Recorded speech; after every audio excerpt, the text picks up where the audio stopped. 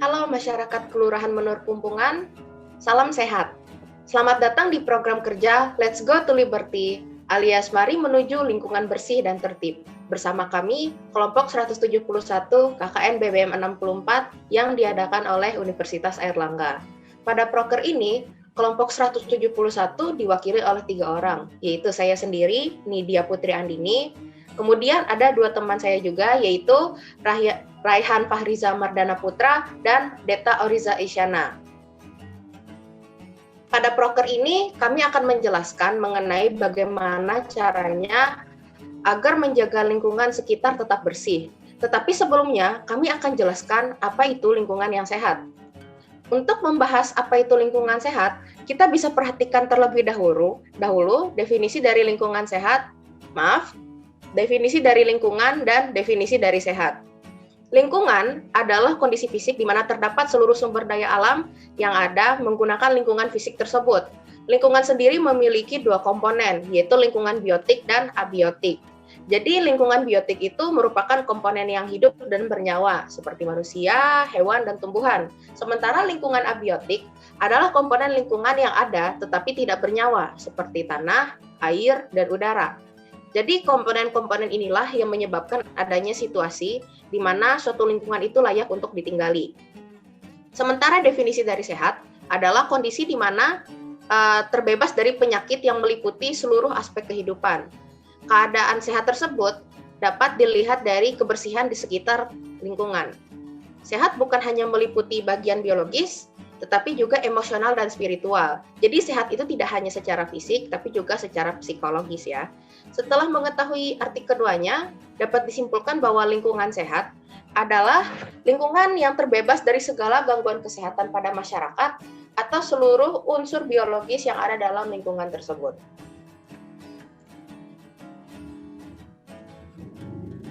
Nah, selanjutnya ada ciri-ciri lingkungan sehat.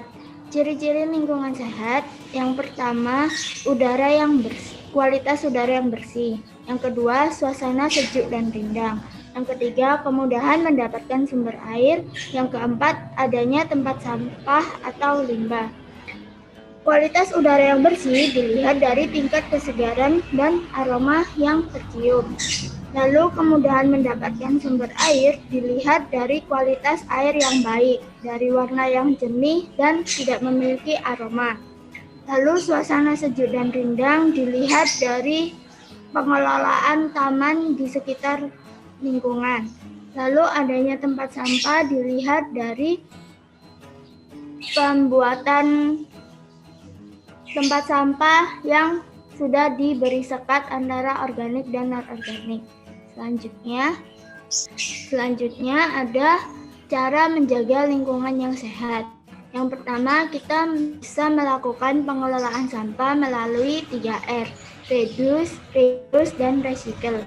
Reduce adalah menggunakan kembali botol-botol bekas yang masih bisa dipakai, misalnya botol sampo, botol sabun, dan botol minyak atau yang lainnya.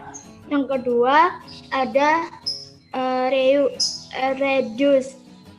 Reduce merupakan pengurangan sampah. Kali ini pemerintah mencanangkan pengurangan sampah plastik dan menggantikan tas belanjaan dengan tas yang tidak sekali buang. Lalu ada recycle di mana daur ulang. Daur ulang ini biasanya bekas-bekas plastik sampah seperti sachet sabun cuci piring, sabun cuci baju itu dapat digunakan kembali untuk kerajinan tangan. Gotong royong di sini merupakan kerja bakti yang biasanya dilakukan oleh bapak-bapak setiap hari Minggu.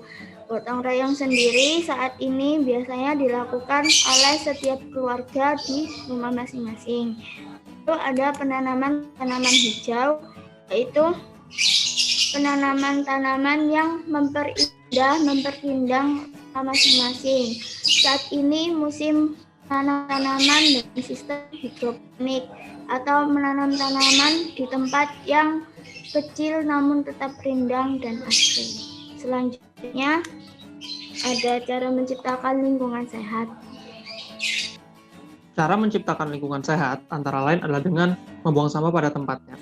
Kali ini, membuang sampah pada tempatnya akan lebih memberikan dampak apabila sampah dilakukan pemisahan atau pemilahan pada pembuangan sampah.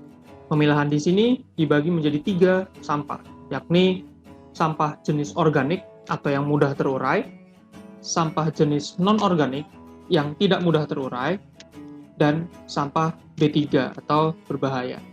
Sampah yang mudah terurai dapat berasal dari limbah dapur dan limbah perkebunan, yang biasanya terurai apabila diletakkan di alam.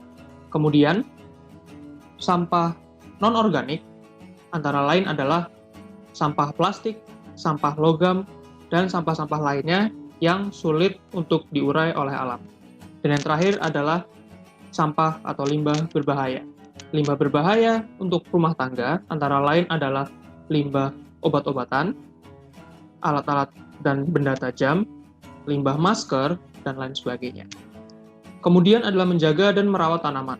Menjaga dan merawat tanaman dalam hal ini adalah memberikan sedikit ruang di lingkungan sekitar untuk bisa ditumbuhi atau diletakkan tanaman di sana.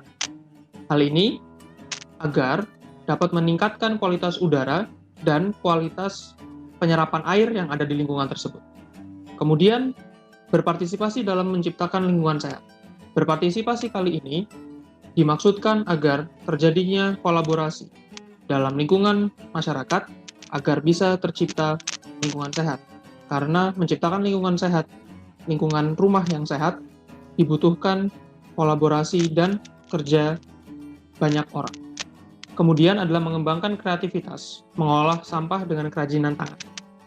Menggunakan kreativitas dan mengolah sampah dengan kerajinan tangan dapat memberikan dampak agar sampah-sampah non-organik yang tidak mudah terurai dapat digunakan menjadi benda-benda yang bermanfaat serta meningkatkan tingkat perekonomian yang ada di masyarakat tersebut. Selanjutnya,